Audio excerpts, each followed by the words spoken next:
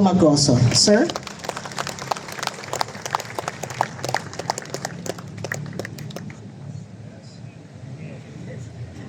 Maraming salamat po, ma'am. Palakpakan natin ang ating mga taga-usig.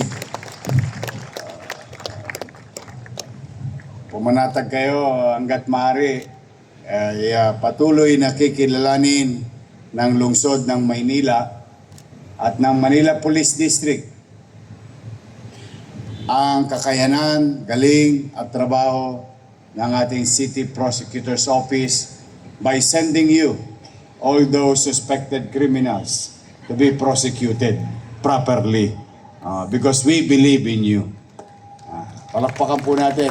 5.0. Nung araw sa amin bagsak po yun eh. Kailangan uno eh. Pero pag taga-Lasal ka yata, 4 ba sa Lasal? Ito, mga Lasalista. Mrs. ko, taga-Lasal din yun. Nadali ng Tondo High School. So muli, on behalf of the people of Manila, thank you for delivering justice. With 91% prosecution success rate. Ibig sabihin, talagang yung mga talongges sa Maynila, magdalawang isip kayo. Una, hindi matutulog ang pamahalaan. Maaring pamisa-misan, nakatatakas kayo. Maaring pinagtatawanan nyo kami. Natulongges nyo kami. Pero maikling Pasko lang yan. Mas mahaba ang kamay ng alagad ng batas. Sabi nga, I think sa English, you cannot escape the long arm of the law. Kung hindi ako nagkakamali, kung tama yung grammar ng inyong lingkod. So, beware. In fact, sa ating mga prosecutor, yung pinanawagan kong basag kotse gang, mamaya ipadadala ko sa inyo. Buti naman nagtino yung mga yon. Sabi ko sa kanila, sumuko na sila. So kung sino man yung mga taga Sampaloc dito, mga shoutout, mga bata Sampaloc, yung isang about 3 weeks ago, an incident, 3 weeks ago. We will share it to you later, and they're going to be sent to prosecutor's office. Ayan. So muli, good morning. Good morning. Today, we embark with a new program of your city government of Manila in line with confronting, cushioning the socio-economic impact of this this Middle East war that affects the oil and created crisis, not only in Manila, not only in the Philippines, but all over the world. At marami nang nahirapan.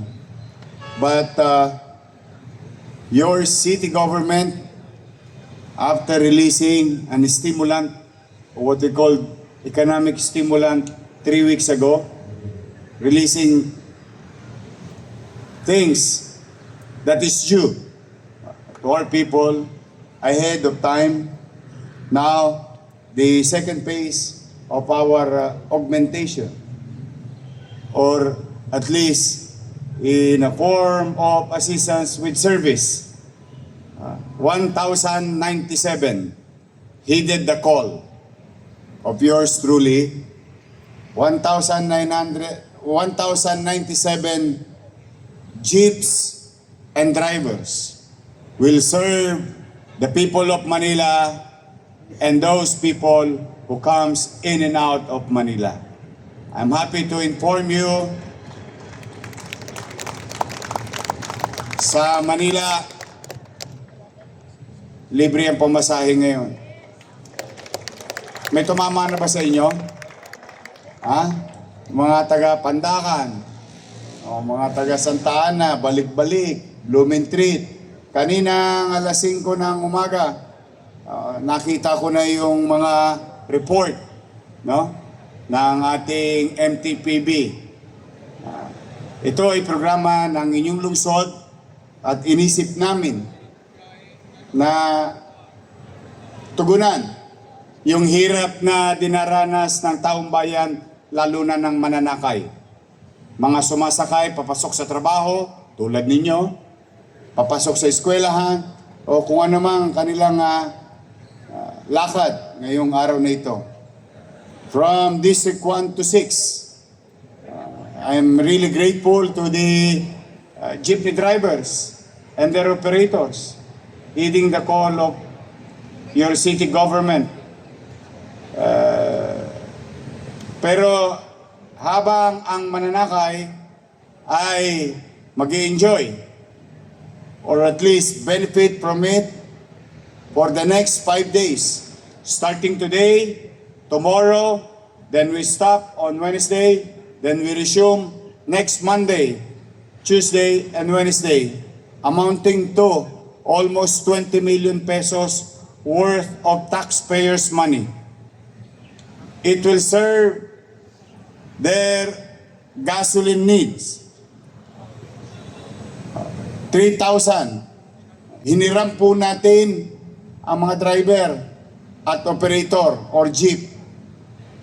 Kumita ang driver, but the very least, I can honestly say, a little over 1,000, depende sa kanila.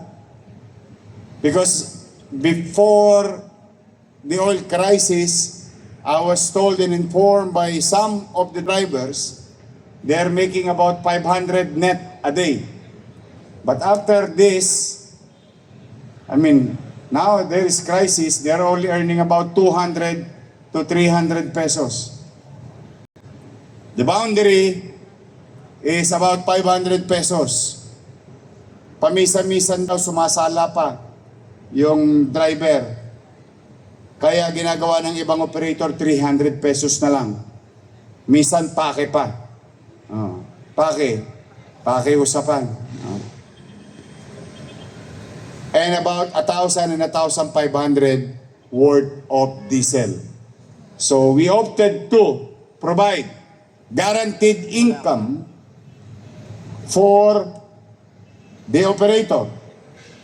Matutulog siyang mahimbing na mababayaran yung kanyang boundary. The driver ay panatag siya, hindi na kailangan magharabas o maghabol. At mas ligtas ang pasahero. At least bare minimum of 1,000 pesos. Almost 5 times over or 4 times over or at least 3 times over of his regular income. O gasolinahan, mabibentahan ang negosyo sa Maynila. At higit sa lahat, humigit kumulang 100,000 taga-lungsod ng Maynila will be served today for free ride. Libreng pamasahe. Ako naman ay nananawagan sa ating mga driver. Bagay na ipinagmalasakit na kayo ng pamahalaan. Binigyan kayo ng kapanatagan sa kita sa susunod na 5 araw. At ganon din sa ating mga operator. Ako'y buong kababaang loob naman na nakikiusap sa ating mga driver. Ipagmalasakit ninyo ang ating kapwa. Total, wala ka ng tosgas eh. Kampante ka. Nung kami nag-uusap, sabi ko, walang requirements. Ang sabi ko sa kanila, kung paano kayo lumabas nung naghahanap kayo ng pasahero, ganun lang ang gagawin ninyo. And I hope, patuloy na umiral sa lungsod ng Maynila, kahit man lamang dito sa atin, ang pagmamalasakitan sa ating kapwa. And to them, please extend extra step or extra mile for our riding public. Lahat tayo'y gusto maghanap buhay. Mas mahirap tumayo sa loob ng SM Department Store ng maghapon. Uuwi ka na lang, nakatayo ka pa rin sa kalsada kasi wala kang masakyan. Papasok ka, kinakabahan ka kung naisubi mong pera, ay kakasya pa sa pamasahe at panchicha. Kaya sa dami ng kinakaharap natin, kanya-kanyang mga pagsubok, bagay na dapat ang umiral sa ating lahat ay pag-uunawaan, pagmamalasakitan, at pagmamahal sa kapwa. With that, we will be stronger because we have to confront this together, not only by the government, whether national or local, but we as people must come together. And I think, comparatively speaking, and if we put it in the right perspective, we are better than the pandemic level. At least, kalalabas tayo. Walang threat sa kalusugan natin. May pagkakataon makapaghanap buhay pa. Bagamat mabigat ang buhay ngayon.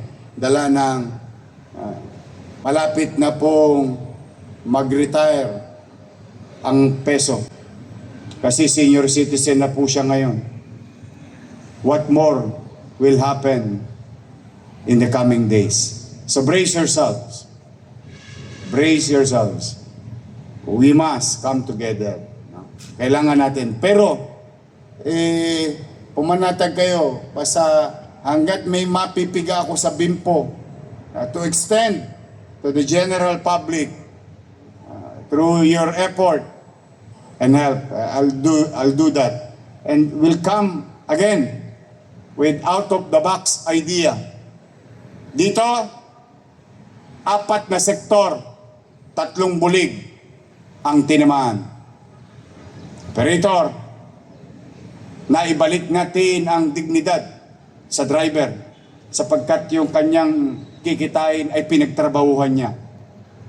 Mabibila ng negosyo at higit sa lahat, on top of the list of that chain is yung mga mananakay na papasok sa eskwelahan, papasok sa kanilang obligasyon o trabaho. So, kaya po, I will do my best in my own little way with a team like yours. I think we'll never go wrong. So, muli kailangan ko ng tulong ninyo para labanan natin at mapagtagumpayan natin itong krisis natin tinatawag. Like, I have to give credit to our Vice Mayor Chi and the members of the City Council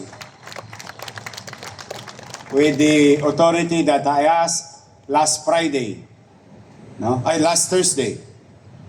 They naibigay naman nila sa kanilang special session na ginawa.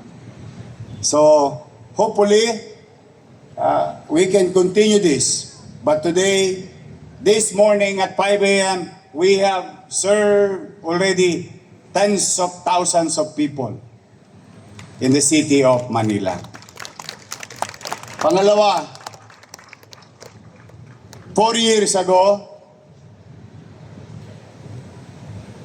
your city government built something that is unique for a local government-owned, run public hospital, or what you call Bagong Ospital ng Maynila. In that building, there is a portion, a facility, unique also, across private, some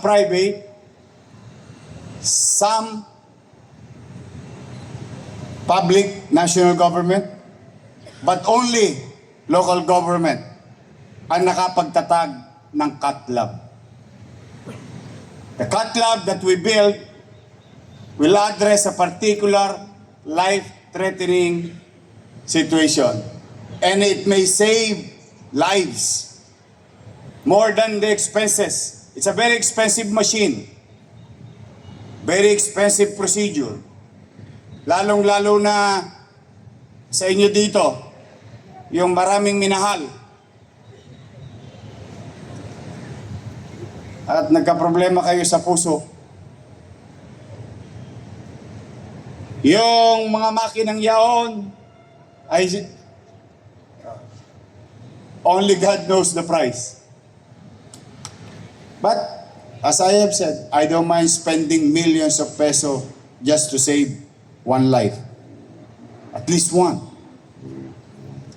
But, you know, nawala po ako sa public office eh. Na-PMA po ako. Buti nga si Jess, hindi na-PMA eh. Nagtuloy si Jess eh. Natuloy-tuloy ka, Jess, no? Na-PMA ako ng 3 taon. And I thought, more than anything, itutuloy yun. But it did not function. The machine was there. The facility is there. Our doctors and nurses or medical frontliners were trained to conduct angiogram and angioplasty. So thanks to you, maraming salamat sa inyo, mga batang Maynila, mga nanay, tatay ko at minamahal kong lolo't lola. Maraming salamat sa inyo at binigyan niyo ulit akong pagkakataon. So immediately when I assumed last July, I went and talked to Director ng Manila Health Department, Grace Padilla. And I said, patakbuhin yan. Hindi ko yan binili para i-display. Ironically, no? Why not? Then it did happen. Last quarter, we inaugurated for purposes of operation yung ating cath lab sa Ospital ng Maynila. And we have served dozens and dozens of patients. Angiogram. Maghanap po kayo ng lokal na pamahalaan. And even some national government, except for, I know, UP, PGH, and Heart Center. That I know. And if you pay for an angiogram procedure, you will spend easily 50,000 to 80,000 pesos. Sinisipat ka pa lang. Tinitingnan ka pa lang. Tumotosgas ka na. That's how it is. Pag medyo masama ang lagay mo, kailangan ka lagyan ng barbula. O sa Tagalog. Pero sa English at science, ang tawag doon, stent. And you have to go for angioplasty. So after being successful through the leadership of Director Grace Padilla and the team of Ospital ng Maynila, we qualify to go to the next level, which is the conduct of operation ng ating angioplasty. And in our own little way, your finance team last year, during the health board meeting, I have reserved 25 million pesos. Reserved. Not to be touched, but to address the needs during operation ng isang pasyente. And one of those needs is very particular and very expensive. What you call stent. No? Ikaw, gusto mo? Marami ako stock. Ayaw mo, Jess? Konti lang minahal mo? Marami? Ba't wala ka pa jowa? Stent. And angioplasty, I don't know if you know it, but you can Google it later. But maybe some of you knows it because of their parents, friends, classmates, or neighbor. Would cost you easily in a public hospital, easily will cost you about 700 to 1 million pesos for operation of angioplasty. Sa private hospital, good luck. Hindi ka nga inatake nung inooperahan ka. Pero pagpunta mo sa billing section, doon ka na nadisgrasya. Kasi nakita mo yung presyo. Million. But, this is the day that the Lord has made. Sabi nga nung aking inaatinan nung araw, pag gusto kong chumicha, yung charismatic ba? Meron sa Tondo eh. Punta ka sa bahay. Tapos kanta, this is the day that the Lord has made. The Lord. Tapos after nun sopas eh. But I remember that song. And I do believe, and I wanted to share to each and every one of you, that really, in Manila, this is the day that the Lord has made. Because a few days ago, through the leadership of our interventional cardiologist, Dr. Wilfred D., Dr. Camilo Aquino, Dr. Christian Bagawisan,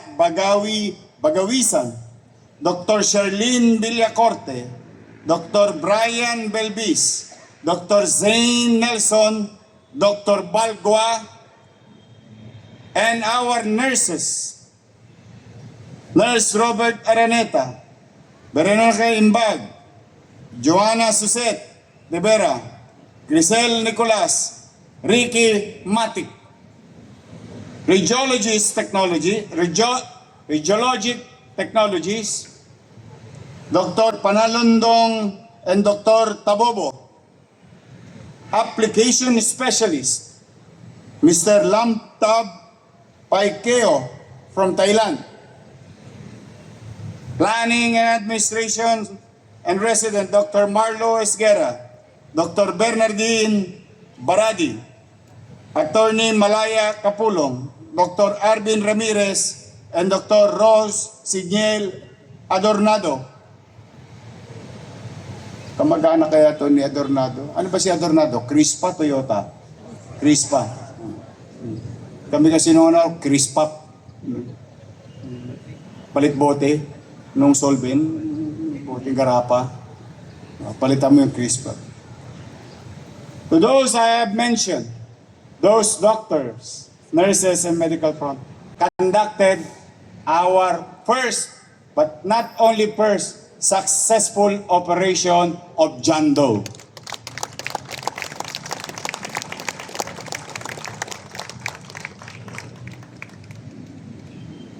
Una, salamat sa Diyos. Buhay. Successful. Natubuhan.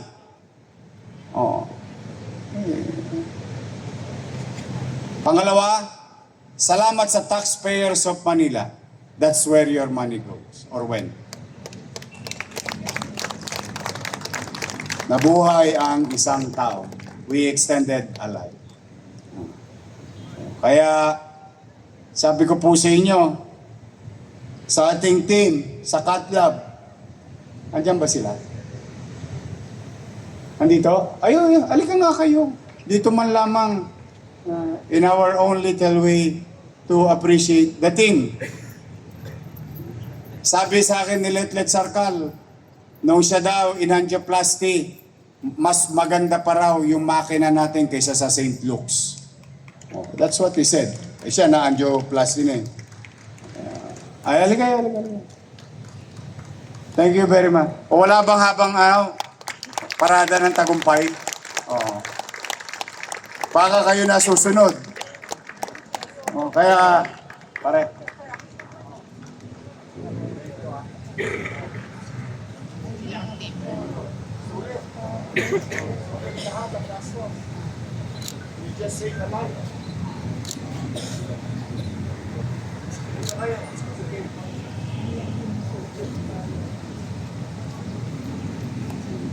Ayan, palakpakan natin.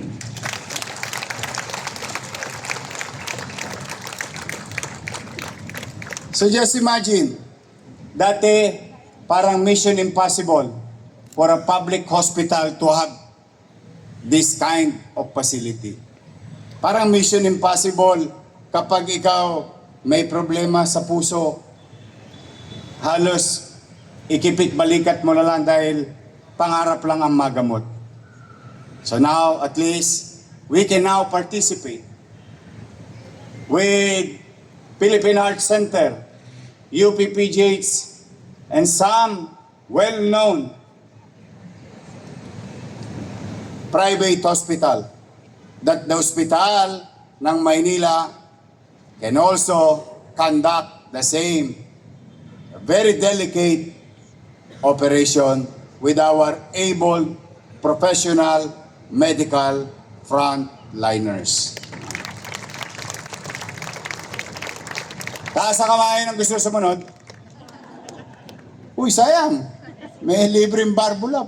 Ito po yung mga malabanan natin. Tagalinis ang tubo.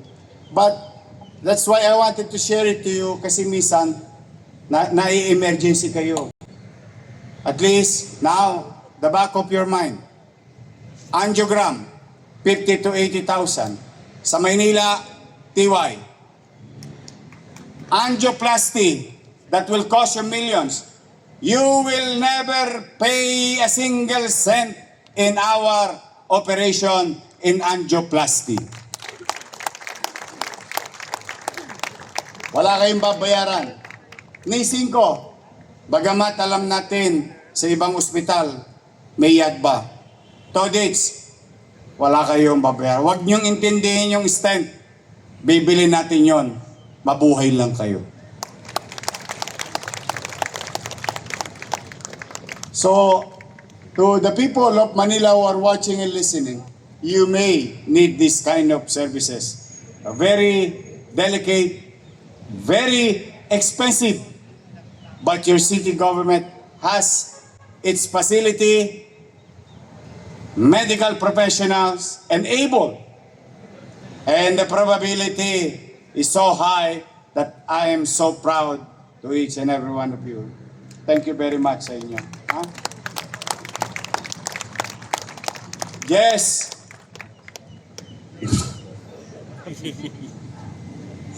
I love you. Oh, tama na.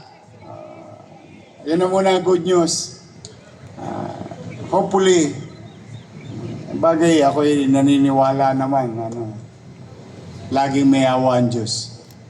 Nag-survive nga tayo ng COVID eh. Ano yung joke ng mga tao? Ang mahal daw ng gasolina. Red Horse nga, binibili namin eh. Gasolina pa. But kidding aside, I'm a believer. Hold on. Pabayan nyo lang ang PC ninyo. Tingin ko naman, lahat ng bagay may katapusan. Lalo na itong crisis na ito. Makakaraos tayo. Do you believe in that? Yes. O sabay-sabay. Makakaraos tayo. Yes. Sabay-sabay natin sabihin, makakaraos kami. Makakaraos kami. Crisis lang yan. Crisis lang yan. Oh, now you're smiling. When you smile, you show your teeth to me, I'm inspired. I will do my best. Rest assured, in my own little way, with the help of the team. So for the meantime, we have a few hours, a few days to be of service to the people this week. And be the best that you can be. Excel from your field of undertakings. On your task, I need you. I need each and every one of you to function properly and efficiently so that we as city government, we in the public service can deliver at the very least efficient and aspiring to the best delivery of public service. But panahon na rin ng pagninilay-nilay mga kasalanan ninyo. Ingin nyo ng tawad ay magnilay-nilay tayo. At dalangin ko ngayong linggo, kayo ay ligtas at malusog. Yun na muna, isasama ko sa aking dasal sa bawat isa sa inyo. Magandang umaga at pagpalain nawa kayo ng poong may kapal. Manila! God first. Thank you.